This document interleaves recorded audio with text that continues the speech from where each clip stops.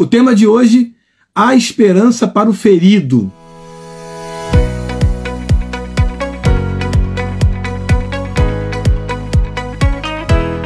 Esse tema é um tema muito assim sugestivo, porque na nossa caminhada nós nos ferimos, né?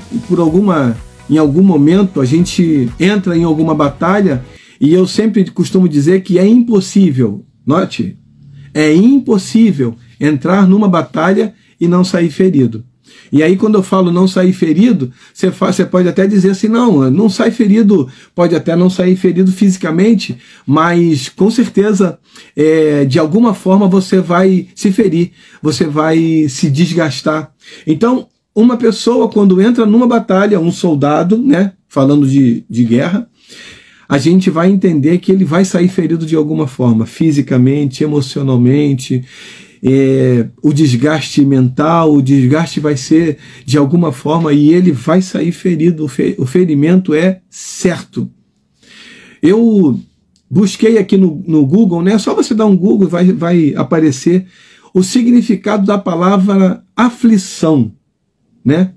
Eu vou ler para você um texto bíblico e em seguida a gente vai buscar esse significado aqui, que eu encontrei no Google. Qualquer pessoa, é só dar um Google lá, você vai encontrar, e você vai encontrar algumas. Eu escolhi essa, porque essa definição se encaixa bem naquilo que a gente propõe para hoje. Diz assim o texto, Salmos capítulo 34, versículo 15. Diz assim a palavra do Senhor: os olhos do Senhor contemplam os justos, e seus ouvidos estão atentos ao seu clamor por socorro. A face do Senhor está contra os que praticam o mal, para da terra apagar qualquer lembrança deles. Versículo 17. Suplicam os justos, e o Senhor os ouve e os liberta de todas as suas aflições. Perto está o Senhor dos que têm o coração quebrantado e salva os de espírito abatido. Agora só o versículo 29 para fechar. O justo enfrenta muitas adversidades, mas de todas elas o Senhor o liberta.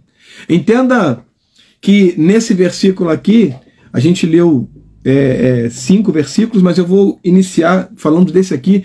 Só nesse versículo aqui nós temos 2 garantias, 2 certezas assim irrefutáveis. A primeira certeza: o justo, aqui está falando de justo, hein? Não o justo na sua justiça, não o justo que auto se justificou, não, mas aquele que foi justificado em Jesus, na cruz do Calvário. E a justificação, a gente tem falado isso, né? A justificação é você não receber aquilo que você tinha direito ou que você tinha obrigação para receber, que era a condenação eterna. E aí, Jesus, quando nos justifica, ele diz: você não deve mais nada, a sua dívida foi paga, então nós somos justificados. Então, a partir de Jesus, na cruz do Calvário, eu sou justo. Então ele está falando de mim, de você, que reconhece Jesus como Senhor e Salvador. Então, para esse justo, ele vai dizer assim, o justo enfrenta muitas adversidades. Aqui está a primeira certeza irrefutável. O justo, você, eu, vamos enfrentar muitas adversidades. E aí a gente precisa estar preparado, blindado. E aí a gente precisa entender que essas adversidades, elas vêm de várias direções. Você não tem controle sobre elas, você não sabe quando elas chegarão à sua casa, quando elas baterão à sua casa, a gente não sabe, mas essa é uma certeza, é a primeira certeza: o justo vai enfrentar aflições, adversidades. A segunda certeza irrefutável está aqui também no versículo 19, mas... Você sabe que mais é a conjunção adversativa, e essa conjunção, ela contraria, ela nega aquilo que foi dito anteriormente. Aí ele diz assim: mas mesmo vivendo aflições, olha só, de todas elas o Senhor o liberta. Ou seja, eu vou ter o Senhor me auxiliando, eu vou ter o Senhor me sustentando, o Senhor vai derramar graça sobre mim e eu vou suportar as adversidades que vou enfrentar. Eu, quando Quando olho para esse texto que nós lemos agora, nós entendemos aqui duas coisas, existem duas vertentes. A primeira dela, os olhos do Senhor contemplam os justos, e seus ouvidos estão atentos ao seu clamor por socorro. Por isso que no Salmo 46, ele não vai ser, ele é o nosso socorro bem presente na hora da tribulação ou da angústia. Então entenda bem, os olhos do Senhor estão sobre nós e os ouvidos atentos ao nosso clamor por socorro. Olha que coisa maravilha. Mas aí ele continua: a face do Senhor está contra os que praticam o mal. Então, aqui vai só uma dica para mim e para você. Quando nós observamos alguém praticando o mal, e às vezes parece que eles até são bem-sucedidos nessa empreitada de praticar o mal, aí a gente fica, algumas pessoas, eu já ouvi, né? A gente serve a Deus e essas pessoas que fazem tanta maldade, elas estão prosperando, elas continuam fazendo e nada acontece. A face do Senhor está contra os que praticam o mal, para da terra apagar qualquer lembrança deles. Então, o Senhor é quem vai resolver essa questão. Não é problema nosso, ou aqueles que praticam a iniquidade, o mal. Mas pastor, eles estão fazendo mal, será que Deus não está vendo? Será que Deus não percebe que... Não tem nada de errado. Deus continua no seu trono, Deus continua no controle de tudo. As pessoas que praticam o mal, elas uma hora elas verão o agir de Deus na sua vida, ou se elas não se converterem, né? Mas a verdade é que Deus está atento a essa maldade.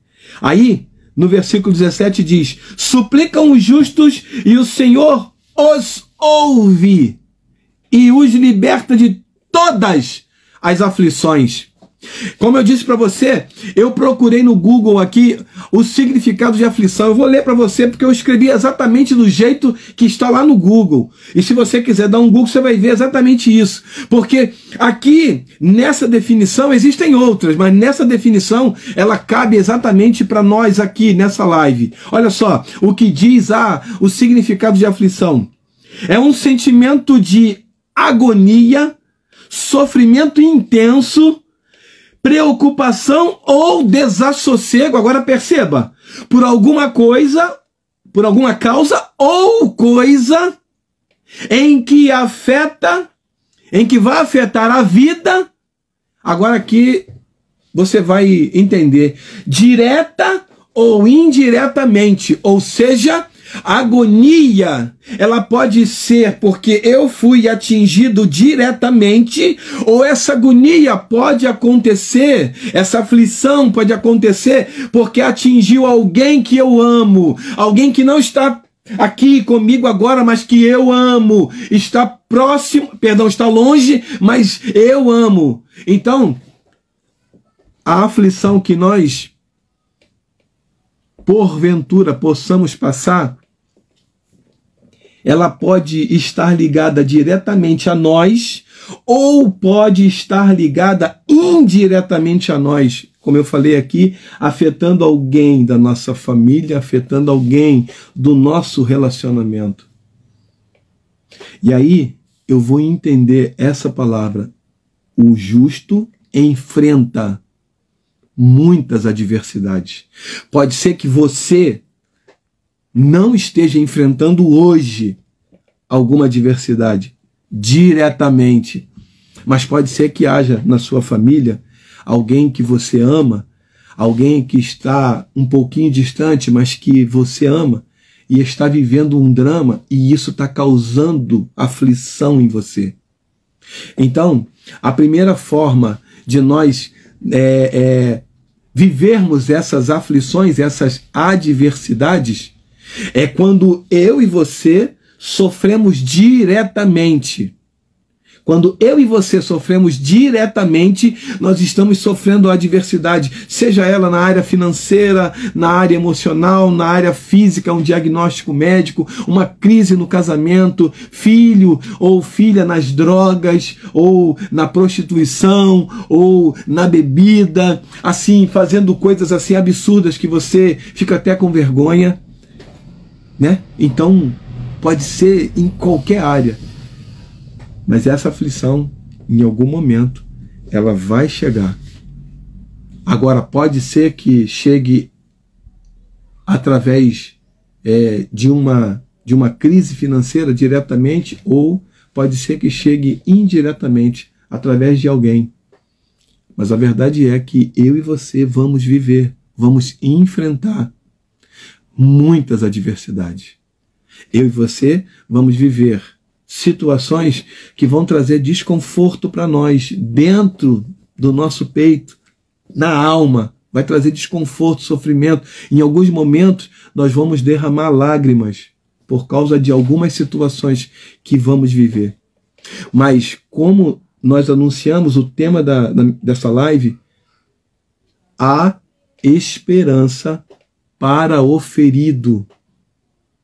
Lembra que nós iniciamos dizendo que quando nós entramos em uma batalha, é impossível, eu falo isso assim sem medo de errar, é impossível nós entrarmos em uma batalha sem sairmos dela sem ferimentos.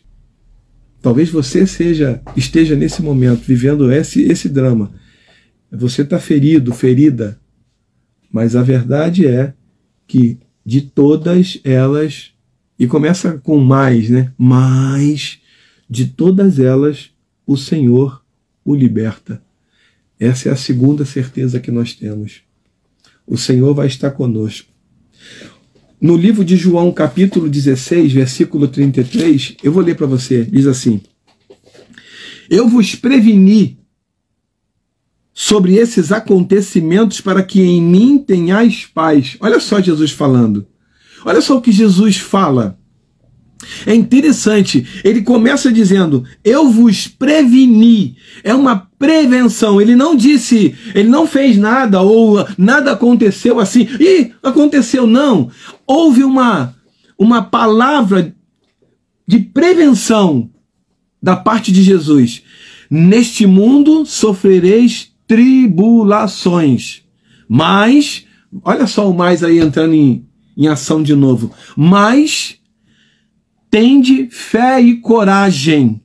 Eu venci o mundo. Então, meu irmão, minha irmã, o desafio para mim e para você é, mesmo diante das adversidades, das aflições, que podem ser diretas ou indiretas, eu e você precisamos ter fé e coragem. Porque quando eu e você esmorecemos, aí a gente se encaixa no que está no livro de Provérbios. Quando enfrentamos lutas, quando nós enfrentamos dificuldades, se nós nos mostramos fracos, a nossa força é nenhuma, ou em outra versão, é pequena. Então, o desafio para mim e para você é ter fé e coragem, para que possamos enfrentar, porque nós vamos enfrentar. Nós, eu e você vamos, não é, pastor, tá jogando praga, não, eu e você vamos, em algum momento da nossa vida, enfrentar adversidades, mas eu e você precisamos ser forte e permanecer com a nossa fé inabalável, para que nós possamos ver o agir de Deus, para que possamos receber o socorro de Deus na nossa vida. E aí eu volto a dizer, essa aflição, essa adversidade pode vir diretamente afligindo você, aqui, ó, na sua carne, e você chora, ou pode vir de forma indireta. É por isso que o livro de 1 Tessalonicenses vai dizer, em tudo dai graças. Olha só, eu demorei para entender isso, porque, então quer dizer que o carro bateu, graças a Deus. Não, não é isso, não é isso. Ou não é só isso. Não. Deus não é masoquista, querendo ver você sofrer, e aí, não. Mas apesar do sofrimento, apesar da adversidade, apesar da aflição, dominar, consumir o teu coração, apesar de tudo isso, em tudo, né? Dar graças a Deus. Você consegue entender isso? Apesar do sofrimento que você possa estar vivendo, você vai dizer para o Senhor, Senhor, eu te dou graças. Isso é a coisa mais difícil que tem. Porque quando nós estamos em sofrimento, a primeira coisa que acontece é a visão ficar um pouco turva e eu não consigo enxergar muito bem. E pode ser que eu até não consiga ver o agir sobrenatural de Deus. E isso não significa que ele não está trabalhando. Mas pode ser que no momento da dificuldade, a minha visão fique um pouco turva e eu não consiga enxergar as pessoas, eu não consiga enxergar Deus nas situações que eu estou vivendo. E aí pode ser que na minha mente eu pense, Deus me abandonou. Porque eu estou vivendo essas aflições e nada acontece. Então, pode ser que alguém pense dessa forma. Mas como nós mencionamos, o tema dessa mensagem é a esperança para o ferido. Eu não sei qual é o ferimento que você está vivendo. Eu não sei qual é o tipo de situação que te envolveu a ponto de te consumir assim, sabe? E você ficar sem força. Por isso Jesus vai dizer, né? Vinde a mim, é um convite, olha que coisa mais linda. Vinde a mim todos vós que estáis cansados e sobrecarregados, eu vos aliviarei, disse Jesus. Tomai sobre vós o meu jugo e aprendei de mim que sou manso e humilde de coração. Agora olha que coisa mais linda. E encontrareis descanso para a vossa alma. Porque o meu fardo é leve e o meu jugo é suave. Ou o meu jugo é suave e o meu fardo é leve. Então, o descanso que Jesus propõe não é físico. Não é um desgaste depois de um dia de trabalho. O descanso que Jesus nos proporciona é na alma. Um lugar, assim, inacessível, humanamente falando. É na alma. E Ele quer fazer isso comigo e com você. Aí você fala assim, pastor, mas comigo está tudo bem. Ele quer usar você para trazer esse descanso para a alma de alguém que passou pelo seu caminho, passou pela sua vida e está vivendo uma aflição e você sabe qual é a solução para uma aflição. Deixa eu ler aqui, ó, também está junto com aquela definição. Olha que coisa mais linda. Formas de lidar com as adversidades. Existem algumas formas. Aqui, no Google, lá a gente encontra algumas delas. Ó. Primeiro, reconhecer e aceitar os contratempos. Quando eu reconheço os contratempos, o que são contratempos? São situações que fogem do meu controle. E aconteceu. O que eu faço? Se eu não tenho controle, eu não tenho o que fazer. Se eu não tenho controle, por que eu vou me desgastar? Se não está no meu controle resolver, o que eu vou fazer? Eu vou orar. Então, reconhecer e aceitar os contratempos. Olha outra coisa. Buscar forma de superar cada uma dessas situações difíceis. Buscar uma forma. Todo problema tem uma solução, principalmente com a ajuda do Senhor. Outra coisa. Aprender com a experiência da vida. Tudo que você vive tem um propósito. Você não vive situações difíceis apenas por viver. José, quando ele esteve no Egito, Deus tinha um propósito da vida dele. Qual era? Ensinar ele a ser governador. Só que ele não sabia disso. Só que ele não sabia que essa experiência que ele estava tendo era para ser governador. Se ele soubesse, talvez ele ficasse, continuasse, ou talvez ele falasse, não é muita coisa para mim, e saísse. Então existem coisas que Deus nos leva a passar, permite que nós passemos, mas não com o intuito de destruir, mas sim com o intuito de nos fortalecer e principalmente amadurecer, habilitar para um propósito específico. Todas as vezes que nós vivemos situações difíceis, Deus está nos ensinando algo. Deus está nos ensinando algo. E Ele nos ensina com dois objetivos. O primeiro, para eu viver situações mais intensas, ou seja, passar de nível. O segundo, para eu ajudar a ser instrumento nas mãos dele para outras pessoas. Existem pessoas ao nosso redor, na família, no trabalho, na faculdade, na igreja, que precisam de você.